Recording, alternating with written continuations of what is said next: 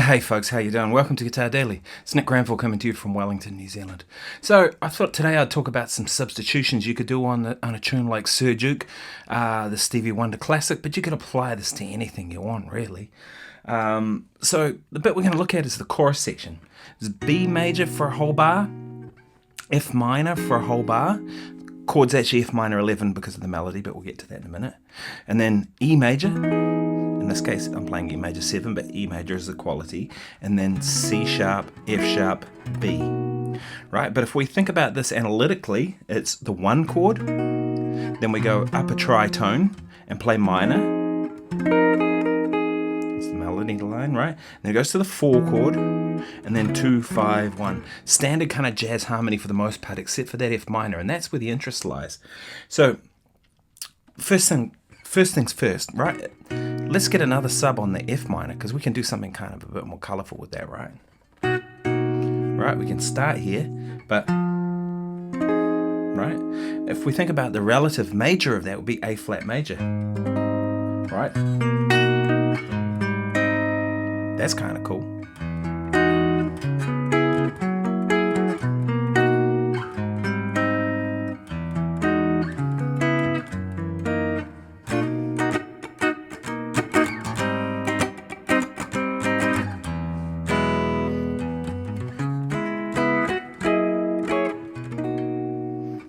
Very cool sound. And so I do this like as a chord thing, but also as soloing.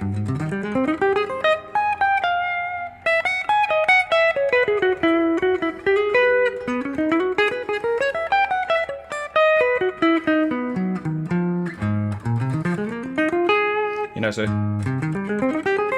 A flat major, right? Clearly thinking that over the top. So there's one you can kind of look at, right? This kind of straight off the bat, kind of a bit more interesting. Just as it's interesting enough already to start with, don't get me wrong, but it takes it another level of interesting, right? It's kind of where I'm going with this. But also on top of that, we could do things like, let's think about what that E major could be, right? It could essentially be G sharp minor too, couldn't it? Right? Because the kind of chords that all relate to each other are the relative major and minor, right? So that in this case would be C sharp minor, but we're going to go C sharp minor already, so it probably doesn't make any sense to do that. But G sharp minor, right? It's the 3rd, the 9th. Oh, I'm playing minor 7, so 3rd, 9th, 5th, major 7. Pretty, right? So now it's kind of cool.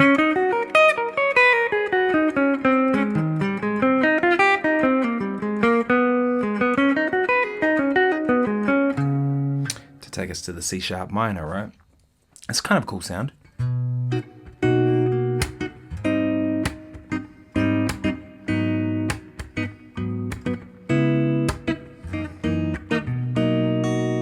Right, but we could also go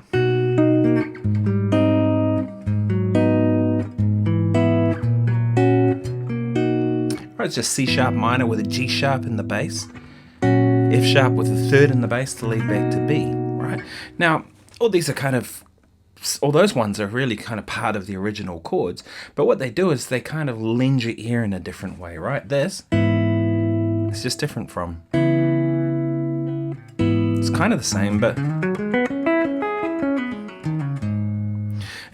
the perspective is different, right? So you're taking the same thing and you're kind of flipping it on its head, and I really like that approach. Here's another one that you might want to consider. Right, and maybe we go back to the regular E, and then the C sharp minor, and the 5 chord is kind of where I can hear some more interest going on, right? Instead of this, we could go real pretty. So C sharp minor, E minor, over the top of the F sharp to take us back to the B. And what that is, if we look at it, right, in terms of F sharp perspective, F sharp 7, flat 7, it's cool. Sus 4, it's cool. Sharp 5, flat 9. So it's really like Sus 4, sharp 5, flat 9, something like that. So really it's just an altered chord. Another way of getting to altered.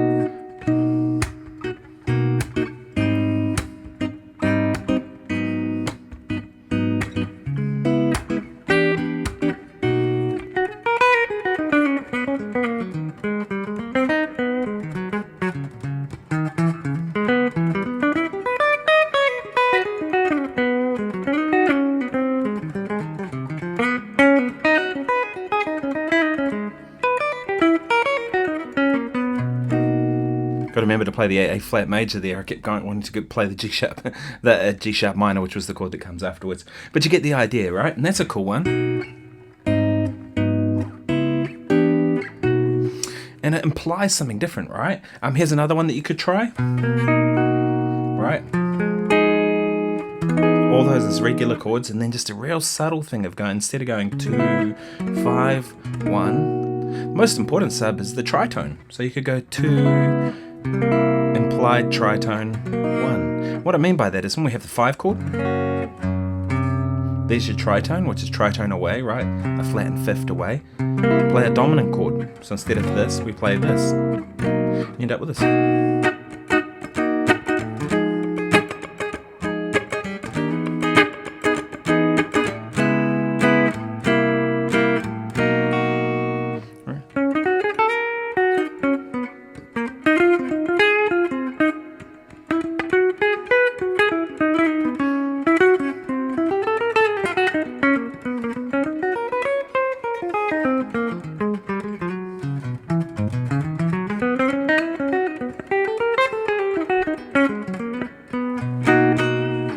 Yeah, so you get the idea, right? Again, there's so many possibilities with just that. We could also look at even like substituting out the first chord, right? Instead of this, what about its minor, right? Then we could go. That's another option. Here's another one that's even better though, right? There's the 3 main subs that you can do without really changing it too much. One is going to the relative minor, but also going up a major third and playing the minor chord, right? Because that essentially, D sharp minor on top of B gives you just B major 9 really, doesn't it? It's the 3rd, the 7th, the 9th, the 5th. So how about that as our first chord in this tune, right? And that kind of, ooh, like that.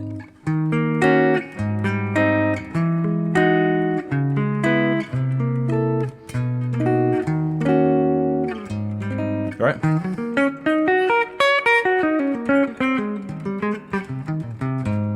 Right, so E flat minor to A flat major. Right, it's kind of like a 2-5, but kind of not really.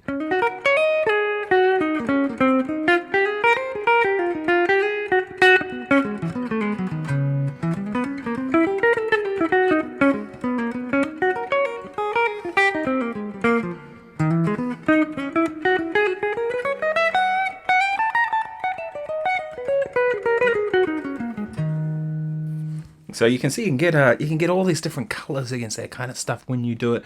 Now the thing I found with any of the stuff is use it like spice, right? If you're cooking food and you put some salt in it, can be awesome. Put a little bit of pepper, great.